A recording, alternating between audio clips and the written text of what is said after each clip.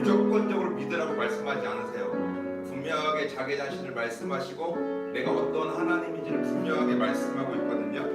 이사야서 40장에 보면 이런 말씀이 있습니다. 누가 손바닥으로 바닷물을 헤아렸으며 땀으로 하늘을 쟀으며 땅에 티끌을 내어 담아보았으며 접시 저울로 산들을 막대의 저울로 언덕들을 달아보았으랴. 이렇게 말씀하고 있습니다. 이렇게 말씀하시고 하나님 자기 자신이 창조주다 말씀하신 다음에 이사야 41장 10절에 이렇게 말씀합니다. 우리 화면을 통해서 같이 함께 읽어보겠습니다. 시작. 두려워하지 말라. 내가 너와 함께함이라.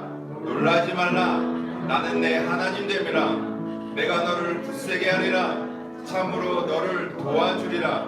참으로 나의 의로운 오른손으로 너를 붙들리라. 아멘. 창조주이시기 때문에, 구원자이시기 때문에 말씀하실 수 있는 유일하신 하나님의 말씀입니다.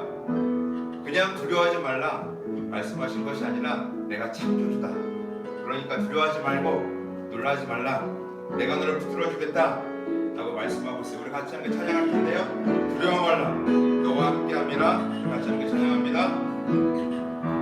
두려워 말라. 너와 함께함이니 놀라지 말라.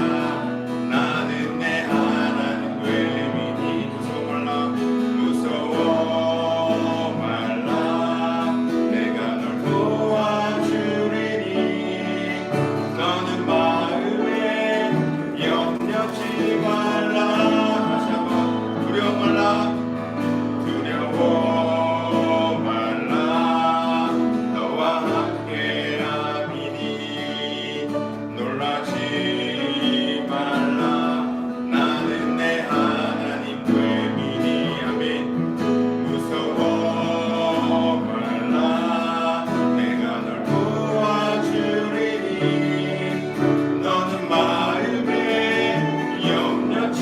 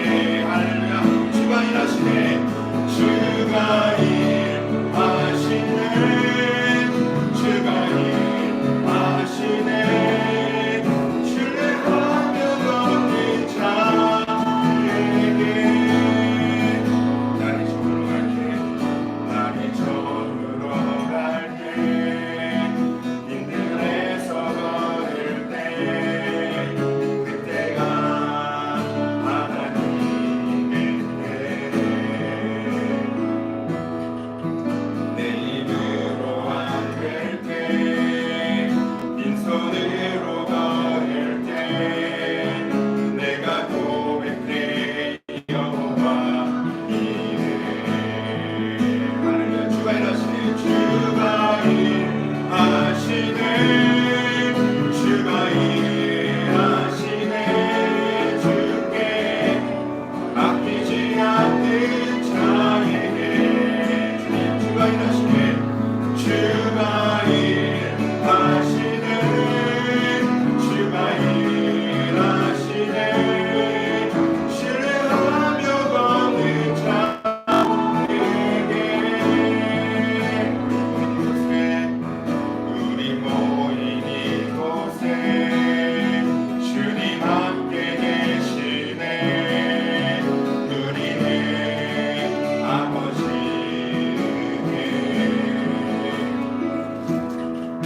적은 떡과 물고기 내 모든 걸 드릴 때 모두 고백해 여호와 이래. 주께서 오늘 위해서 일하신 것입니다. 주가 일하시네. 주가 일하시네. 주께 아끼지 않는 자에게 아멘. 주가 일하시네. 주가 일하시네. 신뢰하며 걷는 자에게 주가 일하시네. 주가 일하시네. 주가 일하시네. 주께 아끼지 않는 자에게 주가 일하시네. 주가 일하시네. 주가 일하시네. 신뢰하며 걷는 자에게 마지막으로 주가 일하시네. 주가 일하시네. 아멘. 주가 일하시네.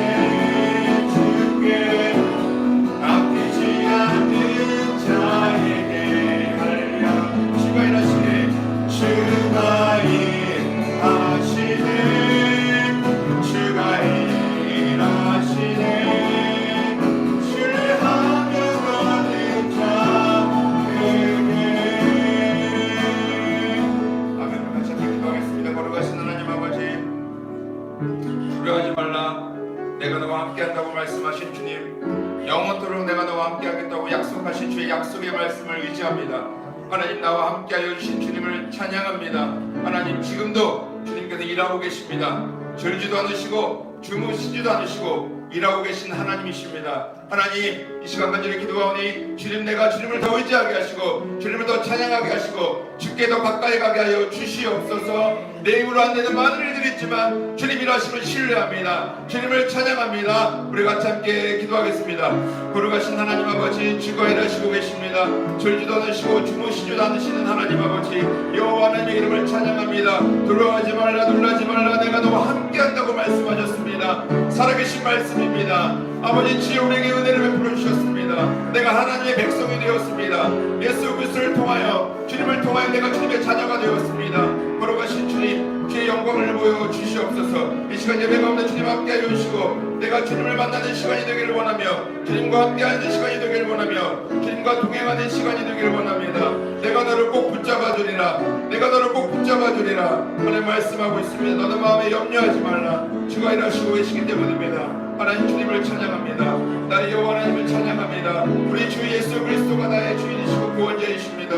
하나님, 주님이라고 계십니다. 주님 영광을 받아주시고 역사하여 주시옵소서. 은혜를 베풀어 주시옵소서. 거룩하신 하나님, 두려워하지 말라, 놀라지 말라고 말씀합니다. 내가 너의 창조주이기 때문에, 내가 너를 구속하였기 때문에 주님 말씀합니다. 내가 너를 꼭 붙잡아 주리라. 신실하신 약속의 말씀을 또한 이 시간 의지합니다. 예배를 통해 주님을 만나기를 원합니다. 하나님 은혜를 부어 주옵소서. 주님을 만나게 하여 주시옵소서. 주님 일하고 계심을 다시 한번 믿음으로 고백합니다. 내가 기도할 때, 내가 어려울 때, 내가 기쁠 때에도 주님 일하고 계심을 믿음으로 고백하는 하나님의 백성 되게 하여 주옵소서. 감사하며 걸어가신 우리 주 예수 그리스도 이름으로 간절히 기도드렸습니다. 아멘. 아멘. 우리 모두 일어나셨어요? 나는 예배자입니다. 찬양하겠습니다.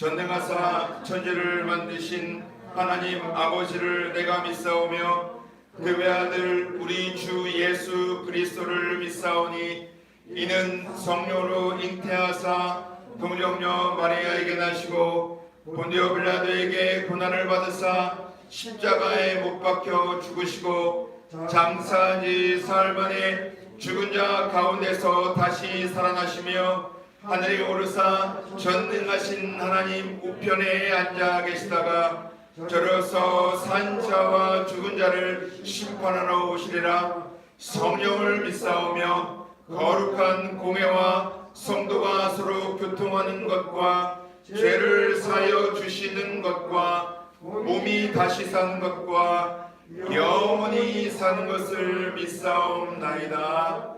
아멘. 우리 자리에 앉아서 찬송가 90장 함께 찬양하겠습니다.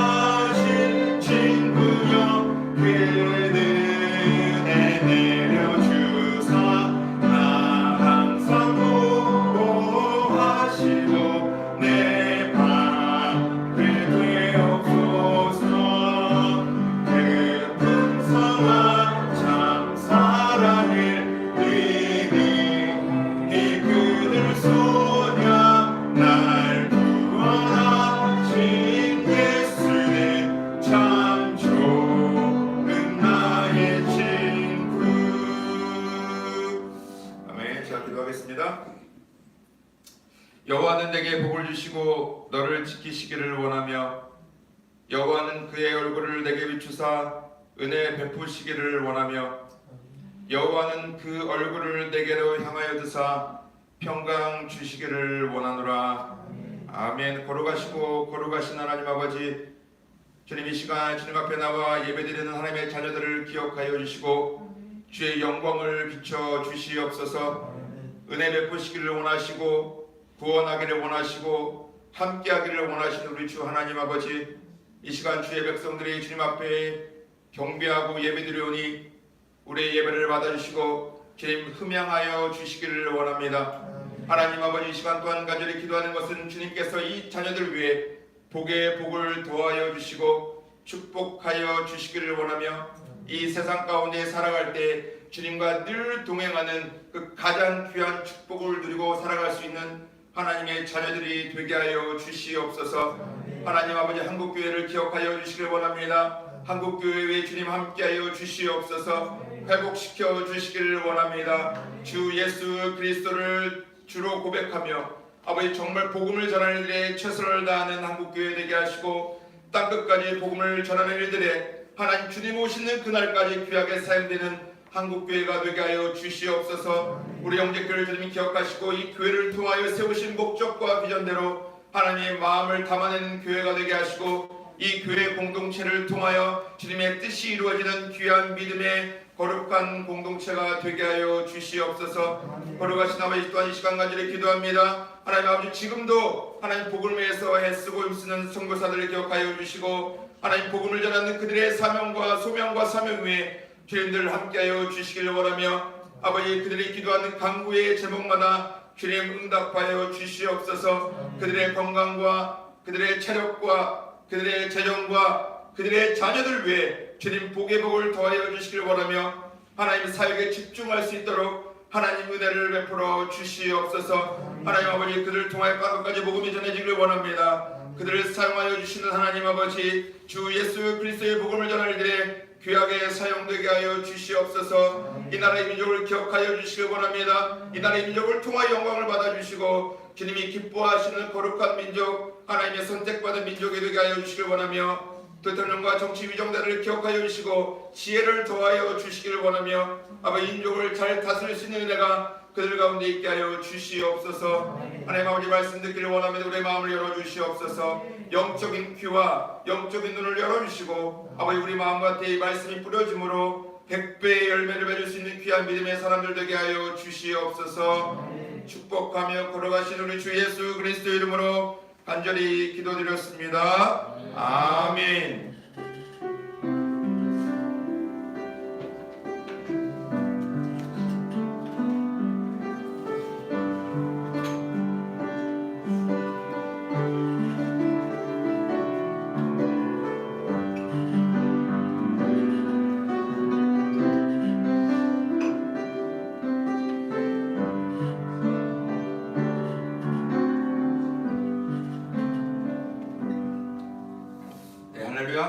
그래서 잠깐 보고 우리 말씀 듣도록 하겠습니다. 양육훈련반이 진행되었는데 수요일날 제자훈련 마쳐서 이 제2기 제자훈련이 은혜 가운데 잘 마치게 되었습니다.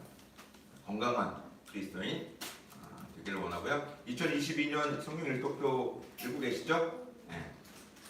읽으시면 좋을 것 같고요.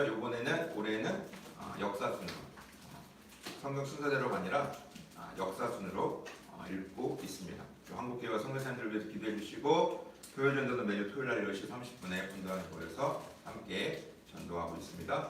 기도해 주시고요. 5월달 광고 드리는데도 마더와이즈 개강을 할 예정입니다. 가정의 달을 맞이해서 성격적인 여성으로서 나는 누구인가. 마더와이즈 이제 세계 협회도 있는데요. 많은 교회에서 가정의 중요성 그리고 여성으로서 어떻게 살아갈 것인가에 대한 마더와이즈를 하고 있습니다. 우리 교회도 5월달부터 진행하려고 합니다. 김정현 전사가 함께 인도해 주실 거고요. 기대해 주시면 감사하겠습니다. 선교조 소식이 두 가지가 있는데요. 제가 계속 말씀드렸지만 캄보디아 정정민 선교사님 주보를 참조하시면 될 것 같고 갑자기 너무나 아프셔서 팔과 다리 심한 통증 때문에 입국을 하셨어요. 2주 전에 입국을 하셨는데 본가가 있는 포항에서 지금 치료를 받고 있습니다. 너무 심한 통증 때문에 갑자기 이제 들어오시게 됐거든요. 좀 쉬시면 좋을 텐데 2, 3주 정도 있다가 또 다시 성교지로 돌아갈 예정이라고 어제 통화를 했습니다. 저희가 파성교회면 강력하게 더 있다 가라 이렇게 말씀드리고 싶지만 저희가 파성교회가 아니다 보니까 포항에 있는 파성교회가 포항에 있거든요. 그래서 2, 3주 정도 있다가 성교지로 돌아가신다고 해요. 우리 협력 선교사님이 정정일 선교사를 위해서 기도해 주시면 감사하겠고요. 그리고 또한 페루 인티오 김정일 선교사님 기도해 주시면 좋겠어요. 어제 잠깐 카톡을 했는데 코로나 때문에 일주일 정도 굉장히 아프셨다고 그래요. 두 분 다 굉장히 아픈 좀 힘들었었는데 잘 은혜 가운데 지냈고 또 3차 예방접종도 맞으셨다고 해요. 기도해 주시면 감사하겠고 완전히 회복될 수 있도록 기도해 주시고요. 그리고 지금 현재 집안 바닥 상태가 다 이렇게 막 들뜨고 막 그래가지고 보수 공사가 진행 중인가 봐요. 막 저기 천장에 이제 비도 새고 막 그랬었는데 바닥이 지금 굉장히 엉망인 것 같아요. 사진을 봤는데 막 다 일어나가지고 공사를 다시 해야 되는 상황이라고 합니다. 저도 이제 2년 동안 캄보디아 선교사로 있다 보니까 이게 하나하나 뭘 구하는 게 쉽지 않아요. 이게 선교지에 가보면 한국이 정말 잘 돼 있는 데거든요. 어느 나라보다 한국만큼 이렇게 빨리빨리 진행이 되고 자재나 걸 구하기가 쉬운 곳이 없습니다. 페루도 지금 자재를 또 다 사다가 이렇게 해야 되는데 쉽지 않으신 것 같아요. 그래서 속히 안전하게 공사가 마무리될 수 있도록 기도해 주시면 감사하겠습니다. 아셨죠? 꼭 우리 캄보디아 정정일 선교사님과 페루 인티오 김정일 선교사님을 위해서 기도해 주시면 감사하겠습니다. 제가 홍보를 기도하고 말씀드리도록 하겠습니다. 걸어가신 하나님 아버지 감사합니다. 하나님 오늘도 주님의 백성으로 신실하신 주님께서 우리를 인도하여 주심에 감사합니다. 하나님 이 시간 주님 앞에 귀한 예물을 올려드리오니 이 예물을 받아주시고 하나님 앞에 간절히 기도하기는 이 예물이 정말 예수 그리스도의 복음이 전해지는 일들에 귀하게 사용되는 예물이 되게 하시고 헌금이 되게 하여 주시옵소서. 하나님 드린 손길을 축복합니다. 하나님께서 부욕케 하여 주시고 풍성하게 하여 주시길 원하며 하나님 아버지 너희는 먼저 그의 나라와 그의 일을 구하라고 말씀하시고 그리하면 이 모든 것을 너에게 더하시라고 말씀하신 그 약속의 말씀이 헌금한 모든 하나님의 자녀들 위해 임하게 하여 주시옵소서. 하나님 아버지 예물을 또한 사용하는 우리 형제교회를 기억하시고 청지기로서 아름다운 곳에 주님 원하시는 곳에 사용하는 지혜가 우리 형제교회 가운데 있게 하여 주시옵소서. 감사하며 걸어가신 우리 주 예수 그리스도 이름으로 축복하며 기도드립니다. 아멘. 네, 말씀은요 사도행전 9장 1절부터 19절의 말씀을 함께 보도록 하겠습니다. 사도행전 오늘은 9장 1절부터 19절의 말씀을 함께 보도록 하겠습니다. 신약성경 201페이지, 202페이지에 있습니다. 201페이지, 202페이지 신약성경 201페이지, 202페이지 사도행전 9장 1절부터 19절의 말씀. 우리 형제교회는 개역개정 성경을 공예배 때 사용하고 있습니다. 한 절씩 교독하면서 읽도록 하겠습니다. 사울이 주의 제자들에 대하여 여전히 위협과 살기가 등등하여 대제사장에게 가서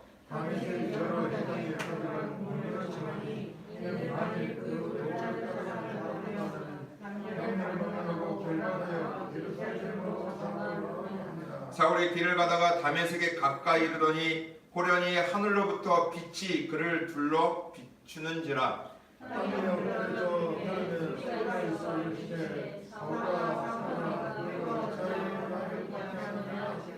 대답하되 주여 누구시니까? 이르시되 나는 내가 박해하는 예수라.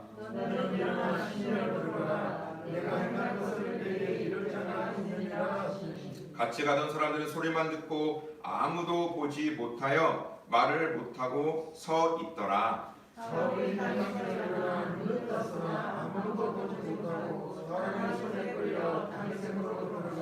사흘 동안 보지 못하고 먹지도 마시지도 아니하니라. 그때 다메섹에 아나니아라 하는 지사자가 있더니 주께서 큰 등에 불러주시되 아나니아야 하시거늘 대답하되 주여 내가 여기 있나이다 하니 주께서 이르시되 일어나 집가라 하는 거리로 가서 유다의 집에서 5사람 사울이라 하는 사람을 찾으라. 그가 기도하는 중이니라. 그가 아나니아라 하는 사람이 들어와서 자기에게 양수하여 다시 오게 하는 것을 보았느니라. 아나니아가 대답하되 주여 이 사람에 대하여 내가 여러 사람에게 듣사온즉 그가 예루살렘에서 주의 성도에게 적지 않은 해를 끼쳤다 하더니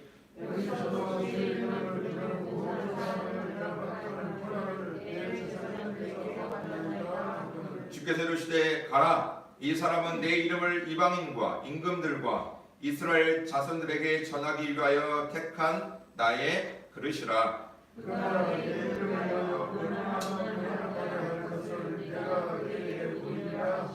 아나니아가 떠나 그 집에 들어가서 그에게 안수하여 이르되 형제 사울아, 주 곧 내가 오는 길에서 나타나셨던 예수께서 나를 보내어 너로 다시 보게 하시고 성령으로 충만하게 하신다 하니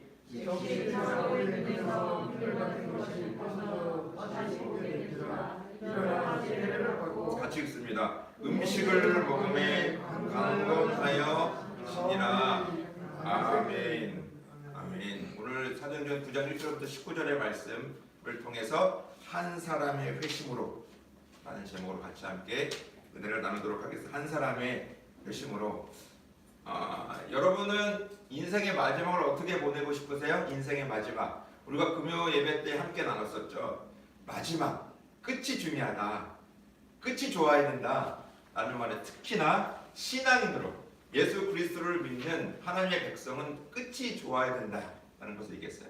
우리가 이 사무엘상을 지금 금요일 기도회 때 지금 계속 보고 있는데요. 사무엘상에 보게 되면 엊그제 나눴던 말씀은 이 엘리 제사장의 마지막 40년 동안 사사로서 하나님의 부르심을 받고 사역을 했는데 마지막이 어땠는가라는 것을 함께 나눴어요.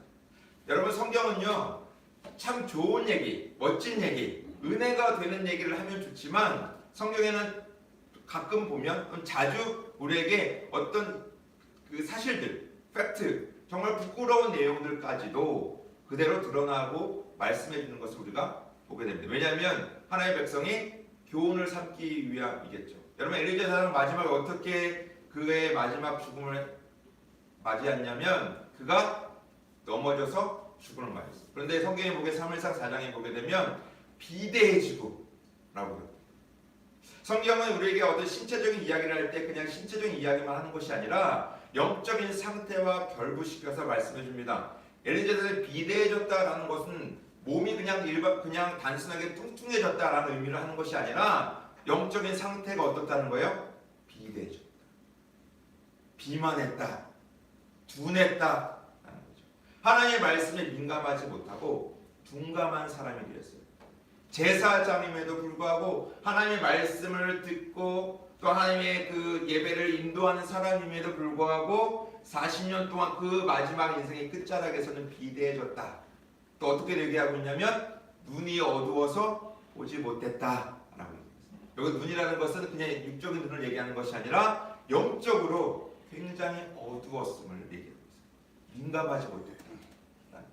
처음부터 그러진 않았을 거예요. 엘리 제사장이 처음에 정말 하나님의 부르심을 받고 충성을 다해서 하나님의 말씀에 민감하게 반응하고자 아마 어마어마한 노력을 했을 것입니다. 주님 앞에 늘 가까이 가고자 노력했을지도 몰라요. 그런데 엘리 제사장 맨 마지막은 눈이 어두워지고 영적으로 둔감하고 비대해진 상태로 그의 삶을 마감하게 됩니다. 여러분은 어떤 삶을 살고 싶으세요? 오늘 본문에 보게 되면 이제 사도 바울이라는 사람이 등장하게 됩니다. 여러분, 사도 바울은요 끝이 정말 좋았던 사람이에요. 하나님의 부르심을 받고 많은 고난과 역경과 어려움이 있었지만 정말 그는 편하게 육신적으로 살 수 있는 사람이었지만 하나님의 부르심을 받고 예수 그리스도를 정말 만난 이후의 삶이 완전히 달라졌는데 그 달라진 이후의 삶은 참 어려움들이 굉장히 많았어요. 그런데도 불구하고 바울은 끝까지 자신이 부르심 사도, 이방인의 복음을 전하는 그 사도로서의 그 사명을 충실히 감당했던 사람이에요. 그래서 이 디모데후서에 보게 되면 그가 13권의 서신을 썼다고 알려져 있어요. 알려져 있는데 많은 서식 가운데 가장 마지막에 썼다라고 하는 디모데후서에 보게 되면 우리가 잘 아는 말씀이 있어요. 그가 이렇게 고백하고 있어요. 우리 디모데후서 4장 7절과 8절의 말씀 함께 읽어보겠습니다. 시작. 나는 선한 싸움을 싸우고 나의 달려갈 길을 마치고 믿음을 지켰으니 이제부로는 나를 위하여 의의 면류관이 예비되었으므로 주 곧 의로우신 재판장이 그날에 내게 주실 것이며 내게만 아니라 주의 나타나심을 사모하는 모든 자에게구나. 아멘. 마지막 내가 달려갈 길을 마치고 주의 상급을 바라보는 사도 바울의 고백을 우리가 볼 수 있어요. 사도 바울은 마지막에 정말 좋았던 사람입니다. 오늘 본문에서 이제 그 바울 정말 주를 위해서 평생을 주님을 만난 이후로 한눈 팔지 않고 아버지의 복음, 하나님의 그 복음을 전해 최선을 다했던 이 사도 바울이 오늘 본문 이 9장은요. 사도 바울이 어떻게 예수님을 만나게 됐는지 그리고 어떻게 그가 변화되었는지 이 내용을 담고 있어요. 성경에 많은 인물들 있잖아요. 그러니까 이름만 지나가는 인물들도 굉장히 많거든요. 이름만 지나가는 인물들도 굉장히 많은데 바울은 정말 예수님을 만난 이 사건도 굉장히 자세하게 기록하고 있어요. 9장에 보면 아주 자세하게 디테일하게 예수님을 어떻게 만나게 됐는지 어떤 상태에서 만나게 됐는지를 본문은 우리에게 말씀해주고 있습니다. 오늘 예수님께서 부르시죠. 사울아 사울아 부르십니다. 여기서 이제 좀 정리하고 넘어갈 건 뭐냐면 사울과 바울인데 이 이름이 뭐 우리가 이제 일반적으로는 사울에서 바울이 되었다 이런 말을 쓰긴 하지만 바울은 자기가 자신의 이름을 바꾼 적은 없는데 이제 그렇게 얘기를 합니다. 이제 변화된 이후의 삶을 이제 얘기하다 보니까 극적인 삶의 변화가 있다 보니까 뭐 사울이 바울 되었다 얘기도 하지만 명확하게는 사울은 히브리식 유대인식 이름이에요. 그리고 바울은 로마식 이름입니다. 그래서 바울이 선교를 다닐 때에는 아무래도 히브리 유대인식 이름보다는 어떤 이름이 더 나을까요? 로마식 이름이 훨씬 더 선교하기에 좋기 때문에. 저희도 똑같잖아요. 우리 아까 뭐 캄보디아나 우리 페루 선교사님들을 함께 나눴지만 거기서 그 이름을 똑같이 쓰진 않죠. 정정미, 윤태욱, 김정현의 이름을 쓰지 않습니다. 거기에 맞게 캄보디아 사람이 맞게 또 우리 페루 사람이 맞게 이름을 바꿔서 하게 되죠. 사울이 바울 된 것이 아니라 사울은 히브리식 이름이고 바울은 로마식 이름으로. 근데 로마가 제국이었기 때문에 로마식 이름이 훨씬 더 접근하기가 좋았기 때문에 이름을 바울로 사용했던 것이죠. 사울과 바울이 이제 정리가 되셨을 거예요. 사울과 바울 왜 이름이 그렇게 두 가지 쓰고 있는지. 물론 이제 바울은 국적이 두 가지였어요. 유대인이기도 하고 로마 시민권을 갖고 있는 사람이 바울이었습니다. 오늘 본문에 보게 되면 이제 바울이 예수 그리스도를 어떻게 만났는지 그것을 보여주고 있습니다. 예수님께서 사울아 사울아 부르시죠. 참 재밌는 것은 뭐냐면 성경은 아주 이 재밌는 요소들이 굉장히 많은데 어떤 사람의 일상 가운데 중대한 전환점을 맞이할 때 이름을 두 번 부르는 일들이 꽤 있어요. 창세기 보면 아브라함이 독자 이삭을 죽이려고 할 때 하나님께서 주의 사절을 통해서 뭐라고 말씀하시죠? 아브라함아 두 번 부르죠. 이제 내가 너를 진짜 복덩어리로 만들 거야. 내가 약속한 대로 너를 복의 근원으로 삼겠다라고 말씀합니다. 그리고 우리 사무엘상 우리 금요 기도회 때 하는 것처럼 사무엘을 부르실 때도 어떻게 부르셨어요? 사무엘아 두 번 부르셨어요. 인생의 중요한 전환점 하나님께 쓰시고자 부르실 때 사무엘아 부르셨어요. 오늘도 보게 되면 예수님이 사울을 부르십니다. 뭐라고 부르세요? 사울아 두 번 부르심을 받았어요. 저와 여러분에게 인생의 중대한 전환점이 날마다 일어나기를 축복합니다. 누구야? 가장 먼저 여러분을 먼저 부르셨기 때문에 이 자리에 있는 거죠. 누구야 라고 부르셨기 때문에 있는 거야. 여러분 사람의 인생의 전체를 보게 되면요 한 가장 중요한 사건이 있습니다. 제가 볼 때는 딱 이거 하나예요. 예수를 만났느냐 만나지 못했느냐. 두 가지가 가장 중요한 인생의 전환점입니다. 예수를 만난 사람인가? 아니면 아직 예수를 만나지 못한 사람. 이것은요 교회를 오래 가는 것과 죄송하지만 상관이 없어요. 직분과도 상관이 전혀 없습니다. 목사 선교사도 상관이 없어요. 제가 보니까 그래요. 전혀 상관이 없습니다. 정말 예수를 만났는가? 비포 애프터의 삶이 완전히 확연하게 달라지게. 이 사도 바울은요 정말 예수 그리스도를 만난 사람이었습니다. 여러분 오늘 본문의 제목이 되는 한 사람의 회심이라고 얘기하고 있는데 이 회심이라는 말은 우리 개혁지 장로에서 쓰는 말인데 신앙의 이 구원의 순서, 구원의 여정을 얘기할 때 사용하는 단어입니다. 저희 그 개혁주의에서는 이 장로에서는 부르심, 그 다음에 중생, 그 다음에 회심이라는 말을 써요. 먼저 부르시고 중생은 뭡니까? 다시 태어난 거죠. 다시 태어나고 이 다시 태어난 사람은 반드시 외형적인 증거가 드러나게 되어 있어요. 그것이 회심입니다. 죄에서 멀어지는 거예요. 죄에서 돌아서는 거예요. 회개와 믿음을 동반하는 것이 회심입니다. 오늘 바울은요, 이 한 사람 바울이에요. 바울은 오늘 극적으로 회심을 하게 되는 것이 본문에 기록되어 있어요.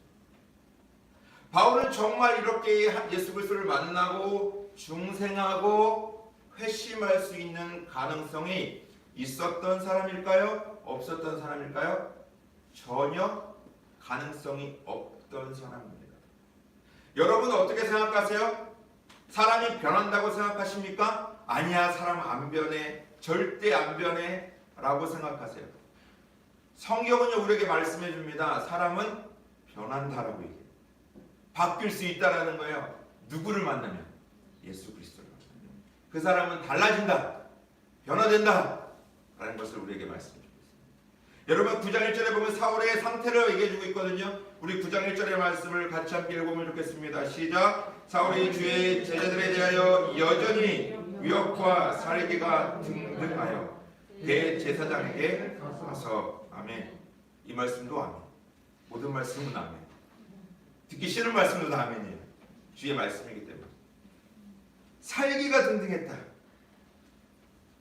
이 사울은요 정말 대단했던 사람. 이 종교적 열심이 엄청났던 사람. 유대인 중에 유대인. 자기가 얘기했거든. 나는 바리새인 중에 바리새인이고 유대인 중에 유대인이고 나는 율법을 그냥 철저하게 지켰던 사람이고 8일 만에 할례 받은 사람이고 정말 내가 이 지금 말하면 그 스펙을 얘기하자면 내가 어디에도 딸리지 않는 사람이야. 나 금수저야. 이렇게 얘기한 사람이야.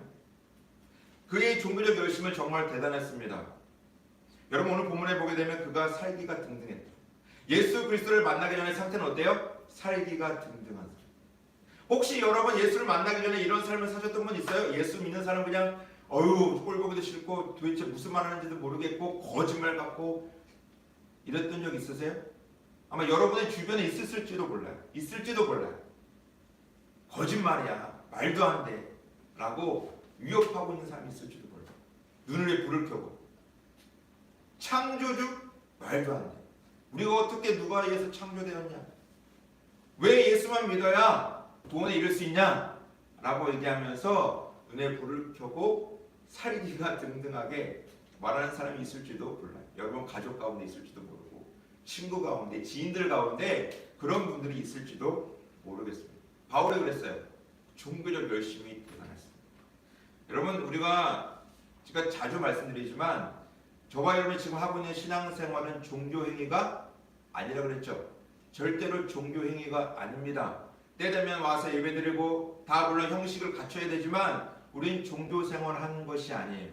그냥 일방적으로 우리가 어떤 우상을 만들어 놓고 바라는 것을 빌면서 종교행위가 하는 것이 아니다. 종교적 열심은 절대로 예수 그리스도를 만날 수 없어요. 종교적 열심은요 우리가 정말 올바른 신앙을 가질 수가 없어요. 교회 내에서도 마찬가지예요. 정말 이 교회 공동체 우리가 정말 예수 그리스도 안에 성도라면 종교 행위가 있어서는 안 된다는 거예요. 바울은 정말 종교적으로 열심히 일했습니다. 교회에서 열심히 무엇을 하지만 정말 예수님을 만났냐 만나지 않느냐 그것이 가장 중요하다는 거예요. 열심히 하지만 살기가 등등할 수 있죠. 교회 내에서 싸울 수도 있고 별일이 다 일어나죠. 종교적 열심이 있을 수 있지만 과연 정말 예수를 만났는가? 바울은 정말 종교적 열심이 특심했던 사람입니다. 얼마나 특심했냐? 지금 보세요. 2절에 보면 예루살렘에서 이제 다메섹으로 가거든요. 왜요? 예수 믿는 사람들을 잡아도 어떻게든 곤욕을 치르게 하기 위해서, 핍박하기 위해서 지금 사울은요 다메섹으로 가고 있어요. 예루살렘에서 다메섹으로 가서 다시 다메섹에서 예루살렘을 데리고 오려고 가고 있는 거예요. 이 열심이 얼마나 대단하냐면 이 영종들이 여기서 바로 옆에 뭐 가는 것이 아니라 하다못해 청라 성도 정도가 아니라 지금 바울이 걸어가는 이 지금 막 살기가 등등해서 예루살렘에서 다메섹으로 가는 길은요 200km가 넘어요. 걸어가는 거예요. 지금 어떤 상태로? 분노에 차서 열받아가지고. 근데 갔다 어떻게 돼요? 또 다시 데리고 와야 돼요. 왕복 몇 킬로입니까? 400km죠. 부산이 한 400km잖아요.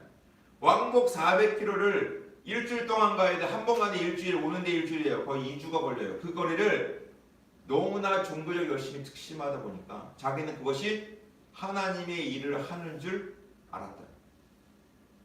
우리가 정말 뭔가 열심히 하지만 정말 하나님의 일을 하고 있는가? 이건 우리가 점검해 봐야 돼요. 요한복음에 보면 예수님께서 말씀하셨죠. 어떻게 하나님의 일을 할 수 있습니까? 하나님의 일은 무엇입니까? 라고 군중들이 물어보거든요. 사람들이 물어봐요. 하나님의 일 하고 싶은데 그럼 하나님의 일을 어떻게 합니까? 라고 물어볼 때 예수님께서 뭐라고 말씀하셨어요? 아버지께서 보내신 자를 믿는 게 뭐라고요? 주의다. 하나님의 일을 하는 거다 라고 진리의 말씀을 하셨습니다.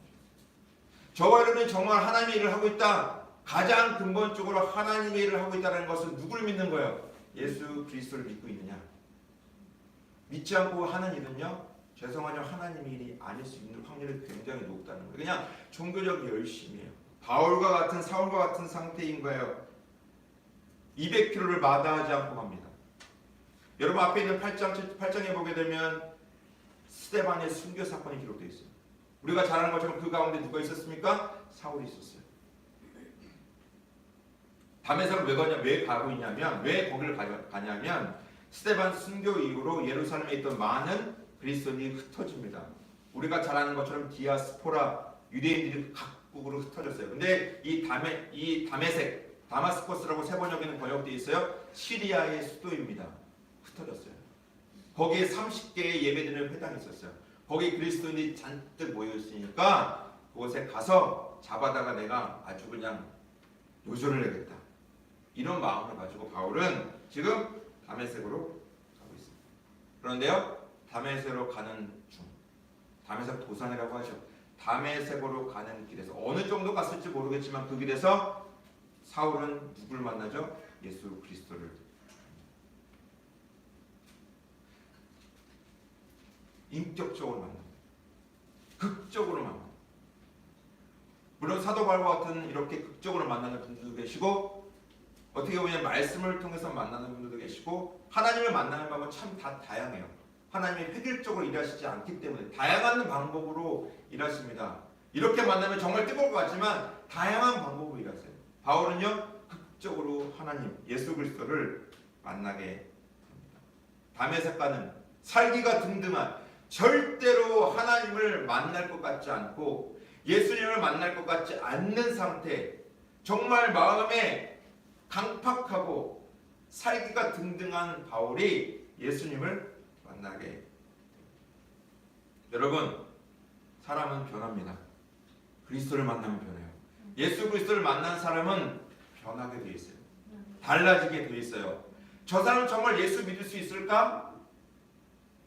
저도 전도하다 보면 그렇게 느껴지는 사람들이 있거든요. 너무 그냥 별로라, 예수 안 믿었으면 좋겠다 라는 사람들도 있어요. 같이 천국 가기 싫다 이런 사람들이 있어요. 그런데 하나님의 계획은 다르거든요.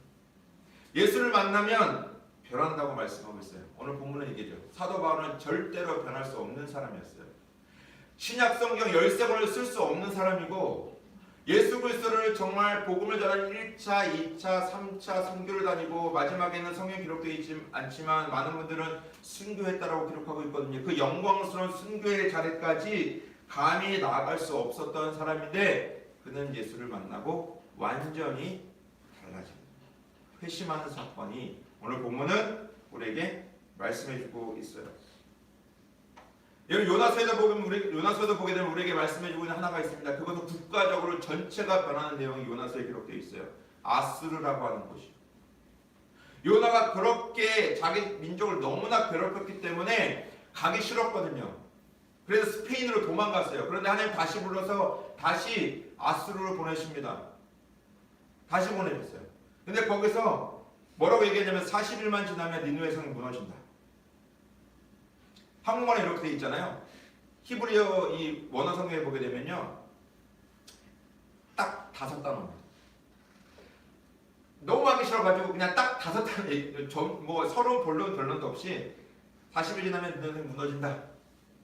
딱 5단어 이야기하고 다녔는데 거기 하나님의 은혜가 임하죠. 아수르가 뒤집어집니다. 니느웨가 뒤집어집니다. 모든 국가가 베옷을 입고 왕부터 시작해서 회개합니다. 아까 회심은 뭘 동반한다고 그랬죠? 회개와 믿음. 완전히 주님께 다시 돌아오고 하나님께서 말씀하시죠. 내가 심판을 면하겠다 라고 말씀합니다. 물론 요나는 너무 화가 났어요. 그것 때문에.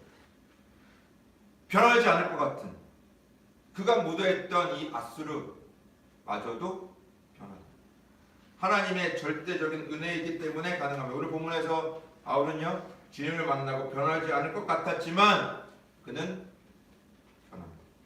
주님을 만나고 회심하는 역사가 오늘 본문에 기록되어 있습니다. 그렇기 때문에 저와 여러분은 뭘 해야 되는 거예요? 복음을 전해야 됩니다. 왜 선교사가 나가서 그곳에서 복음을 전합니까? 안 될 것 같은데 왜 전해요? 바울과 같은 한 사람이 있을지 모르기 때문입니다. 주님을 만나고 어떻게 될지 모르기 때문이에요. 왜 우리가 교도소에 있는 사람들을 선교합니까? 여러분 교도소 가서 선교하는 이 선교사, 이 목사님들 계시거든요. 거기서 선교하는 거예요. 변화되기를. 나는 못하지만 사람의 힘으로 불가능하죠. 하나님께서 그 마음을 터치하시면 바뀌기 때문에 선교하는. 군선교도 마찬가지고. 그렇기 때문에 우리는 때를 얻든지 못 얻든지 복음을 전하라고 말씀하시고 선교하라고 말씀하고 있습니다. 그런데 오늘 본문에 보게 되니까 과연 바울이 어떻게 변화됐는가 라는 것을 본문 우리에게 보여주고 있는데, 오늘 본문 말씀을 보게 되면 그가 다메섹으로 가는 도중에 이런 일이 벌어집니다. 우리 3절의 말씀을 같이 함께 읽어볼게요. 9장 3절의 말씀 읽어봅니다. 시작. 사울이 길을 가다가 다메섹에 가까이 이르더니 호련히 하늘로부터 빛이 그를 둘러 비추는지라. 아멘. 빛이 임했다. 예수님 말씀하셨죠. 나는 빛이다. 요한복음에 보면 자기 선언을 7가지를 하신다고 그랬죠. 나는 뭐뭐다. 7가지로 말씀하십니다. 그런데 거기에 중에 하나, 나는 세상의 빛이다 라고 말씀합니다. 그냥 빛이 아니라 그냥 태양빛을 말하는 것이 아니라 사울이 지금 그것을 보고 완전히 엎드려졌어요. 하늘로부터 빛이 임해. 이것은 어떤 물리적인 빛이 아니라 우리에게 말씀해 주는 것은 영적인 빛이 임했음을 우리에게 말씀해 줍니다. 영적인 빛이 마음에 비춰지니까 바울은 뒤집어집니다. 여러분, 우리 가운데 예수 그리스도가 오시잖아요. 절대로 가만히 있을 수가 없어요. 왜냐하면 내 자신이 어떤 사람인지를 여실히 가감없이 드러나기 때문에. 내가 착하게 살았다, 정직하게 살았다, 또 예수 그리스도의 그 빛이 임하시면 나의 그 모습이 그대로 드러납니다. 그렇기 때문에 이 빛이 임한다면 내 마음에 있는 모든 악한 상태, 죄악의 상태가 다 드러나게 됩니다. 그렇기 때문에 바울은 그 빛이 임하는 것을 통해서 4절을 보니까 땅에 엎드려졌다. 여러분, 회심했습니까? 회심한 사람들의 특징이 있어요. 하나님 앞에 엎드립니다. 이것은 뭐예요? 예배합니다. 우리가 지금 여기서 왜 예배합니까? 하나님 앞에 엎드려지는 거예요. 겸손하게 그분을 찬양하는 거예요. 그분이 창조주이시고 나의 구원자이시고 나의 삶의 주인이시고 그것을 고백하는 시간이 예배죠. 바울은 지금 땅에 엎드려집니다. 가만히 있을 수가 없어요. 자기의 죄된 것이 드러나기 때문에 바울은 하나님 앞에, 그리스도 앞에 엎드려집니다. 여러분, 누가복음에서 5장에도 보게 되면 베드로가 물고기를 엄청 많이 잡거든요. 우리가 잘 아는 153마리 어마어마한 물고기를 잡아요. 근데 베드로가 낮에 대낮에 가서 그물을 던지라고 예수님께서 말씀하실 때 불가능한 일이에요. 그런데 베드로는 순종하며 나아갑니다. 그리고 정말 예수님께서 말씀하신 대로 깊은 데로 가서 그 대낮에 그물을 찢어질 만큼 잡았다 라고 기록하고 있어요. 근데 베드로의 반응이 참 중요해요. 그 찢어질 만큼 그물을 잡았어요. 오병의 기적처럼 와 이번 따라다니면 먹을 것이 있겠구나, 대박 나겠구나 라고 따라다니던 사람들이 굉장히 많았어요. 그것은 정말 주님을 만나지 못했기 때문에. 여러분, 우리가 정말 주님을 만나지 못하면요 부차적인 것에 목을 맵니다. 잘 되는 거예요. 가장 첫 번째는 뭐냐면 베드로가 주님을 만난 다음에 와 이번 따라다니면 물고기 쉽게 잡겠다 라고 한 게 아니라 베드로가 그 물고기를 잡으면서 그 다음에 했던 행동은 주님 앞에 엎드렸다. 그리고 뭐라 그래요? 나는 죄인이로소이다. 나를 떠나주십시오. 도저히 예수님이라는 존재와 가까이 할 수 없는 죄인인 것을 그가 알게 됩니다. 빛이 들어왔기 때문에. 오늘 바울은요 그 그리스도가 내 마음에 들어 그리고 땅에 엎드러지고 자신의 모든 것을 이제 내려놓고 주님 앞에 예배하는, 경배하는 거예요. 나의 옛사람은 없어지는 거예요. 갈라디아서 2장 20절에 바울이 고백했던 것처럼 내가 그리스도와 함께 십자가 못 박혔다. 나의 과거의 삶은 다 이제 죽었다. 이제 내가 육체 가운데 사는 것은 나를 위해서 자기 몸을 버리신 하나님의 아들을 믿는 믿음 안에서 사는 것이다 라고 바울이 고백하고 있습니다. 오늘 주님을 극적으로 만나 중생, 첫 번째는 부르심, 중생, 그 다음에 그 회심의 역사입니다.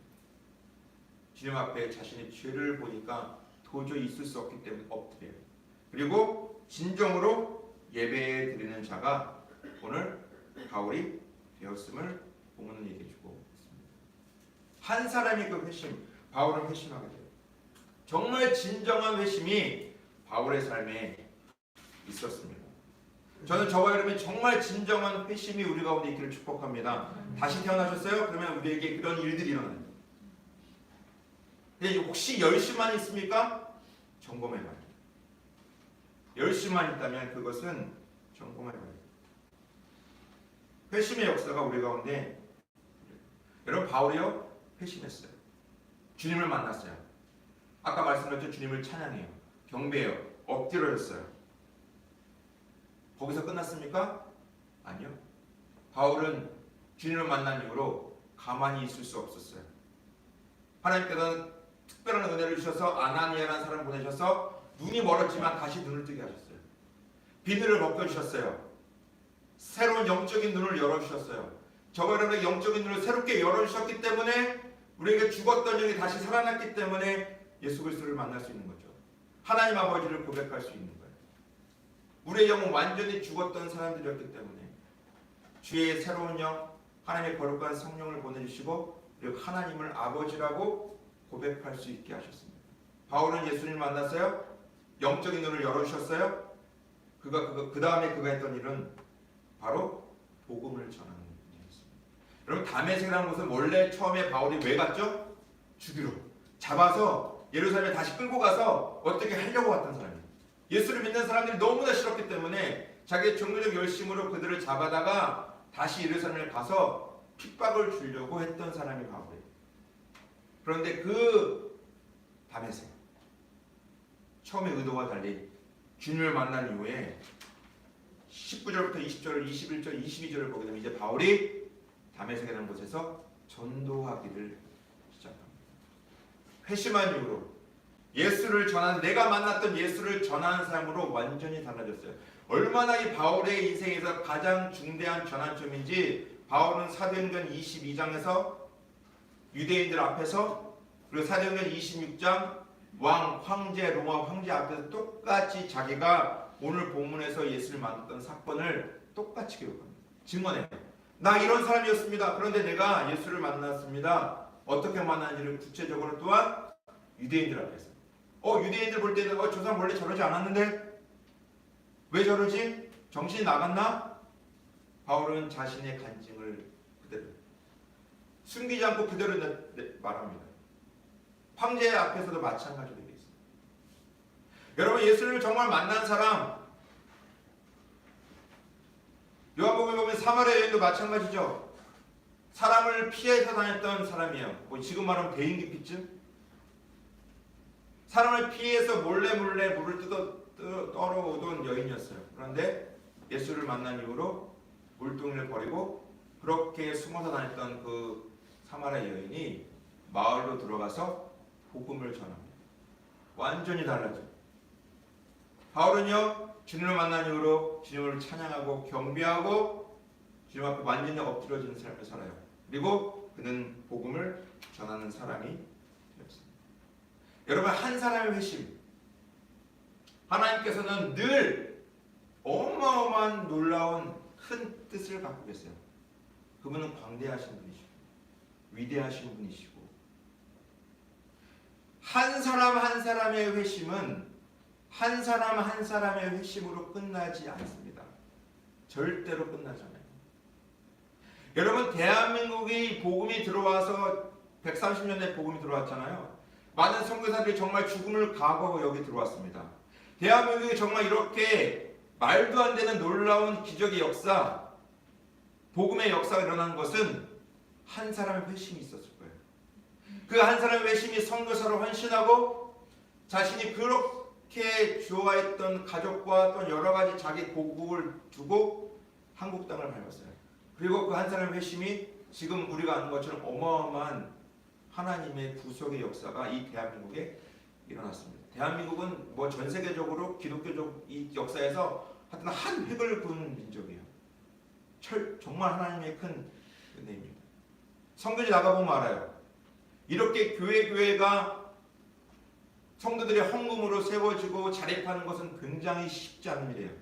많은 기독교 선교사님들이 나가서 복음을 전하지만 그 교회가 자립한다는 것은 굉장히 어려워요. 여전히 한국에서 많은 선교지 나라에서 헌금을 보내서 이 교회가 지금 복음을 전하는 건물로 세워져 있습니다. 자체적으로 이루어진다는 것은 굉장히 어려워요. 대한민국이요, 정말 아무리 생각해도 어마어마한 일입니다. 이 선교 역사를 보게 됩니다. 그 이전에 한 사람의 회심이 있었어요. 언더우드 선교사님일 수 있고 아펜젤러 선교사님일 수 있습니다. 한 사람의 회심으로 이 대한민국은 어마어마한 일을 이뤘습니다. 하나님의 구속의 역사를 이루었어요. 여러분 한 명 한 명도 마찬가지예요. 사도 바울이 고백합니다. 주 예수를 믿으라. 그리하면 너와 내 집이 구원을 받으리라. 한 사람의 회심, 한 사람이 예수를 만나는 것이 너의 가정의 구원이 말이다 라고 얘기합니다. 여러분 한 사람으로 여러분의 지인이 구원받고요, 여러분 한 사람을 통해 여러분의 남편, 안 믿는 자녀들, 한 사람의 회심을 통해서 많은 일들이 지금도 이루어지고 있어요. 사도 바울의 한 사람의 회심, 정말 주님을 뜨겁게 만났던 그 회심, 이것을 통해서 여러분 생각해 보십시오. 사도 바울이 회심하지 않았다면 상상해 볼 수 있나요? 사도행전을 상상해 볼 수 있습니까? 13권을 썼던 그 서신을 상상해 볼 수가 있냐고요. 로마서요, 갈라디아서요. 믿음을 의롭게 된다. 그 종교에 열심히 있던 이 바울이 얘기하는 거예요. 나는 율법으로 뭐가 될 줄 알았다. 하지만 그리스도를 믿는 믿음만이 우리를 의롭게 한다는 것을 그는 철저하게 알게 됩니다. 그 회심을 통해서 그는 교회 지도자가 되고 1차, 2차, 3차 선교를 통해서 이방 땅까지 복음을 전하는 일들에 귀하게 사용되는 사람이 되었습니다. 여러분 한 사람의 회심은 놀라워요. 어마어마한 능력이 있습니다. 어마어마한 하나님의 은혜가 그 가운데 있어요. 절대로 한 사람의 회심은 한 사람으로 끝나지 않습니다. 확장되게 되어 있어요. 바울이 그랬고요. 사마리아 여인이 그랬습니다. 확장에 확장을 거듭하면서. 그렇기 때문에 저와 여러분을 부르시는 거예요. 나 한 사람 믿자고 부르시는 게 아니라 여러분의 회심을 통해서 하나님의 복음을 전하는 도구로 사용하시고자 부르신다. 오늘도 사울아, 사울아 2번 부르십니다. 여러분 이름을 부르시고 있습니다. 누구야? 누구야? 여러분 회심을 통해서 여러분 부르셨고 다시 태어나셨으면 우리의 삶이 이제 회심, 돌아서는 사건, 죄를 멀리하고 나의 옛 과거, 옛사람을 내려놓고 이미 청산되었어요. 그리스도 안에 우리 나의 옛사람 이미 다 죽었습니다. 이제 앞으로의 삶. 바울이 얘기했던 것처럼 내가 앞을 보고 달려간다. 내 뒤를 돌아보지 않고 이제 내가 앞을 보며 달려간다. 우리의 삶이 오늘 사도 바울과 같이 한 사람의 힘을 통해 하나님께서 일하고 계세요. 우리를 통해서 일하시는 하나님, 그 하나님을 바라보시고 우리를 통해서 지금도 복음이 확장되기를 원하시는 그리스도를 고백하는, 감사하는, 기뻐하는 우리 모두가 되기를 예수 그리스도 이름으로 축원합니다. 아멘. 기도하겠습니다. 걸어가신 하나님 아버지, 한 사람의 회심은 절대로 한 사람의 회심으로 끝나지 않습니다. 하나님, 지금 대한민국이 이렇게 된 것도 그 어떤 한 사람의 회심을 통하여, 헌신을 통하여 이곳에 복음이 들어왔습니다. 하나님, 우리를 통하여 복음이 전해지게 하시고 우리의 삶을 통하여 생활을 통해서 복음이 전해질 때 귀하게 사용되는 주님의 귀한 도구가 되게 하여 주시옵소서. 감사하며 걸어가신 우리 주 예수 그리스도 이름으로 간절히 기도드렸습니다. 아멘. 우리 같이 함께 결단하며 기도하기 원합니다. 하나님 아버지, 바울이 회심했습니다.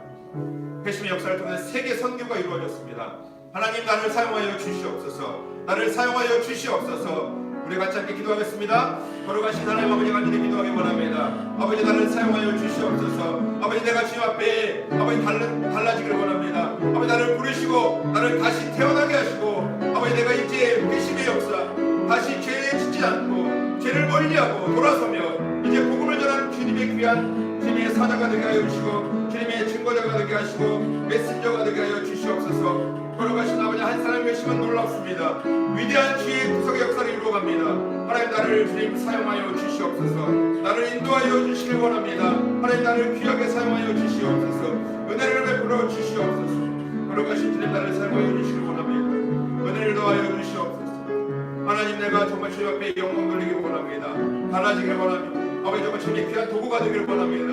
하나님 아버지, 바울을 사용하신 하나님, 지금도 내 이름을 부르시고 계시는 주님, 아버지, 내가 인생의 전환점이 되게 하시옵소서. 예수를 믿는 것과 믿지 않는 것 얼마나 차이가 있는지를 알게 하시고, 내가 복음을 전할 때 귀하게 사용되게 하시고, 열심과 최선을 다하게 하옵소서. 전부의 열심을 버리게 하옵소서. 전부 열심이 아니라 하나님, 내 내면이 먼저 변화되게 하시고 주님을 만나게 하시고, 하나님, 내가 주님 앞에 영광 돌리는 삶을 살게 하여 주시기 바랍니다.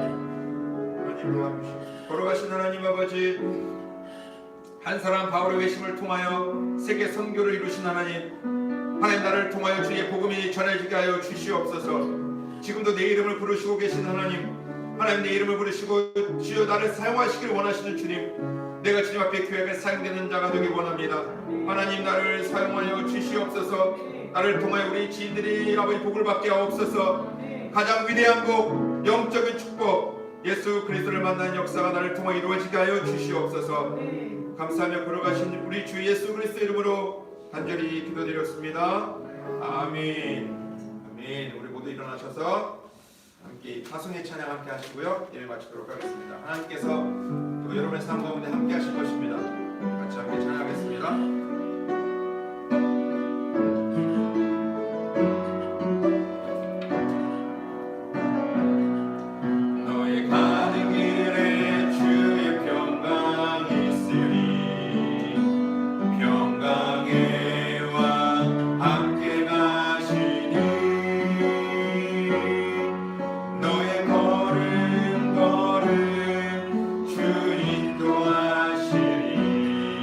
주의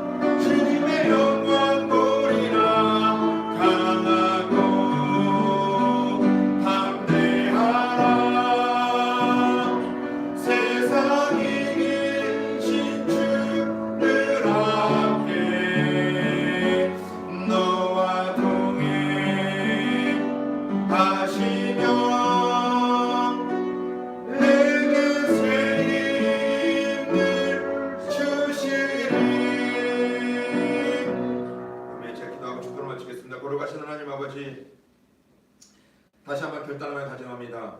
하나님, 예수 그리스도를 만난 자로서 복음을 전하는 삶을 살게 하시고 하나님 죄와 멀어지게 하시고 내 안에 빛 대신 예수 그리스도가 있음을 한시도 잊지 않게 하여 주시옵소서. 하나님, 내가 말하는 것과 행동하는 것과 생각하는 것이 빛 대신 예수 그리스도가 내 안에 있음을 드러내는 증거가 되게 하여 주시옵소서. 성령 우리를 도와주시옵소서. 내 힘으로 불가능합니다. 우리를 도우시고 인도하여 주시옵소서. 지금은 우리 주 예수 그리스도의 은혜와 하나님 아버지의 무한하신 사랑과 성령님의 감화, 감동, 위로, 교통하심이 세상에서 빛과 소금으로 교회로 살기를 다짐하는 하나님의 자녀들 머리 위에 회심한 자로서 주 예수 그리스도를 증거하는 복음의 삶을 살아가고 다짐하는 하나님의 거룩한 백성 위에, 자녀들 위에, 가정 위에 지금부터 영원토록 함께 계실지어다. 아멘.